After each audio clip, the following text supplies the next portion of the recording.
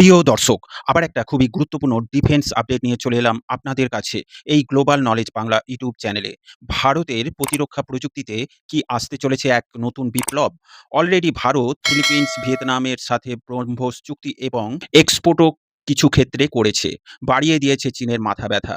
তারপর আবার এই নতুন সংস্করণ যথেষ্ট চাপে ফেলেছে চীন ও পাকিস্তানকে। যে ব্রহ্মস ক্ষেপণাস্ত্র ইতিমধ্যেই বিশ্বের দ্রুততম অপারেশনাল সুপারসনিক ক্রুজ মিসাইল হিসেবে পরিচিত, সেই ব্রহ্মসকে এবার ১৫০০ কিলোমিটার পাল্লার সংস্করণে রূপান্তরের পরিকল্পনার ইঙ্গিত দিয়েছে ব্রহ্মস অ্যারোস্পেস। যদি এই প্রকল্প বাস্তবায়িত হয় তাহলে শুধু দক্ষিণ এশিয়া নয়, গোটা ইন্দো প্যাসিফিক অঞ্চলের সামরিক ভারসাম্য বদলে যেতে পারে। আজকের ভিডিওতে আমরা জানব ১৫০০ কিলোমিটার ব্রহ্মস কতটা শক্তিশালী হতে পারে, কেন এটি ভারতীয় সেনাবাহিনীর জন্য গেম চেঞ্জার এবং এর ফলে চীন ও পাকিস্তানের ওপর কী ধরনের কৌশলগত চাপ তৈরি হতে পারে। প্রিয় দর্শক, সম্পূর্ণ ভিডিওটা দেখবেন আর স্ক্রিনে দেখুন এ বিষয়ে সংবাদ মাধ্যমে ডিফেন্স নিউজ আর্টিকেল প্রকাশিত হয়েছে ইন্ডিয়ান ডিফেন্স রিসার্চ উইংসে। বর্তমানে ভারতীয় সেনাবাহিনী, নৌবাহিনী এবং বিমান বাহিনীর অন্যতম প্রধান স্ট্যান্ড অফ অস্ত্র হল ব্রহ্মস। এর গতি প্রায় ম্যাক 2.8 থেকে ম্যাক 3, অর্থাৎ শব্দের গতির প্রায় ৩ গুণ। বিশ্বের অধিকাংশ ক্রুজ মিসাইল সাবসনিক হলেও ব্রহ্মস সুপারসনিক গতিতে লক্ষ্যবস্তুতে আঘাত আনে। ফলে শত্রুপক্ষের প্রতিরক্ষা ব্যবস্থা প্রতিক্রিয়া জানানোর জন্য খুব কম সময় পায়। এমটিসিআর এ ভারতের যোগদানের আগে ব্রহ্মসের পাল্লা ছিল প্রায় ২৯০ কিলোমিটার।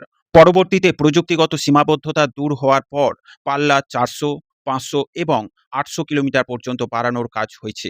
এবার আলোচনায় এসেছে ১৫০০ কিলোমিটার সংস্করণ। ১৫০০ কিমি ব্রহ্মস কেন গুরুত্বপূর্ণ? ধরুন, ভারতের পূর্ব উপকূলে বা আন্দামান দ্বীপপুঞ্জে মোতায়েন করা একটি ব্রহ্মস ইউনিট ১৫০০ কিলোমিটার পাল্লা থাকলে এটি দক্ষিণ চীন সাগরের গুরুত্বপূর্ণ সামরিক স্থাপনা পর্যন্ত হুমকি সৃষ্টি করতে পারে।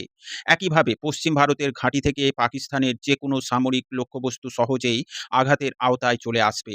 সবচেয়ে গুরুত্বপূর্ণ বিষয় হলো এটি হবে স্ট্যান্ড অফ আক্রমণ সক্ষমতা, অর্থাৎ ভারতীয় প্ল্যাটফর্মকে শত্রুর প্রতিরক্ষা বলয়ের ভেতরে ঢুকতে হবে না, দূর থেকেই লক্ষ্যবস্তু ধ্বংস করা সম্ভব হবে। চীনের জন্য বার্তা হলো বর্তমান সময়ে ভারতের সবচেয়ে বড় কৌশলগত চ্যালেঞ্জ হলো চীন। এলএসি উত্তেজনা, ভারত মহাসাগরে পিএলএ নেভির এর উপস্থিতি এবং ইন্দো প্যাসিফিক প্রভাব বিস্তারের প্রতিযোগিতা ক্রমশ বাড়ছে। এই প্রেক্ষাপটে ১৫০ কিলোমিটার পাল্লার ব্রহ্মস ভারতের জন্য একটি শক্তিশালী ডিটারেন্স ওয়েপন হতে পারে। বিশেষ করে তিব্বতের সামরিক ঘাঁটি, যোগাযোগ অবকাঠামো এবং ভারত মহাসাগরে চীনা নৌবাহিনীর গুরুত্বপূর্ণ সম্পদ ঝুঁকির মধ্যে পড়তে পারে। এর ফলে চীনকে ভারতের সামরিক সক্ষমতা সম্পর্কে নতুন করে হিসাব কষতে হবে। পাকিস্তানের সামরিক কৌশল দীর্ঘদিন ধরে দ্রুত প্রতিক্রিয়াশীল আক্রমণ এবং সীমিত গভীরতার যুদ্ধ পরিকল্পনার উপর নির্ভরশীল। কিন্তু ১৫০ কিলোমিটার ব্রহ্মস কার্যকর হলে পাকিস্তানের প্রায় পুরো ভূখণ্ড ভারতের নির্ভুল আঘাতের আওতায় চলে আসবে। গুরুত্বপূর্ণ বিমান ঘাঁটি, কমান্ড সেন্টার, লজিস্টিক হাব এবং সামরিক অবকাঠামো ভারতের স্ট্যান্ড আপ সক্ষমতার মধ্যে পড়বে। ফলে পাকিস্তানের প্রতিরক্ষা পরিকল্পনা আরও জটিল হয়ে উঠবে। ভারতীয় নৌবাহিনীর জন্য গেম চেঞ্জার। ভারত মহাসাগরের প্রভাব বজায় রাখা ভারতের অন্যতম কৌশলগত লক্ষ্য। বর্তমানে ভারতীয় নৌবাহিনীর ডিস্ট্রয়ার ও ফ্রিগেটগুলো ব্রহ্মস বহন করে। যদি ১৫০ কিলোমিটার সংস্করণ আসে তাহলে ভারতীয় যুদ্ধজাহাজগুলো অনেক দূর থেকে শত্রু জাহাজ ও ঘাঁটিতে আঘাত আনতে পারবে। বিশেষজ্ঞদের মতে এটি ভারত মহাসাগরের অ্যান্টি এক্সেস এবং এরিয়া ডেনাইল বা A2 ও AD সক্ষমতা উল্লেখযোগ্যভাবে বাড়িয়ে দিতে পারবে। এছাড়াও SU-30 MKI থেকে উৎক্ষেপণযোগ্য ব্রহ্মস ইতিমধ্যে ভারতীয় বিমান বাহিনীর অন্যতম শক্তিশালী অস্ত্র।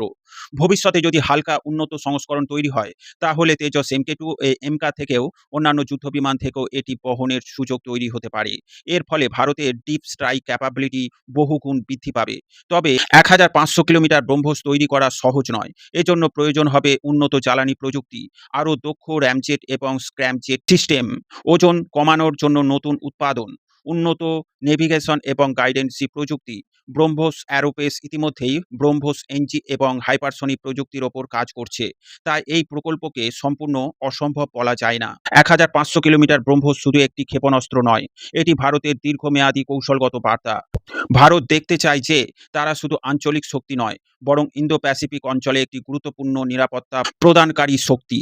চীন ও ডিএফ সিরিজের ক্ষেপণাস্ত্র উন্নত করছে।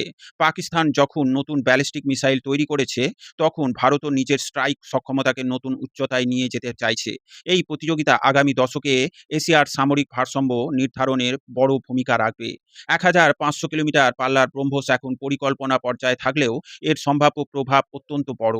যদি এটি বাস্তবে রূপ পায়, তাহলে ভারতীয় সেনাবাহিনী, নৌবাহিনী এবং বিমান বাহিনীর একসঙ্গে এমন একটি দূরপাল্লার সুপারসনিক স্ট্রাইক সক্ষমতা পাবে, তা পুরো অঞ্চলের কৌশলগত সমীকরণ বদলে দিতে পারে।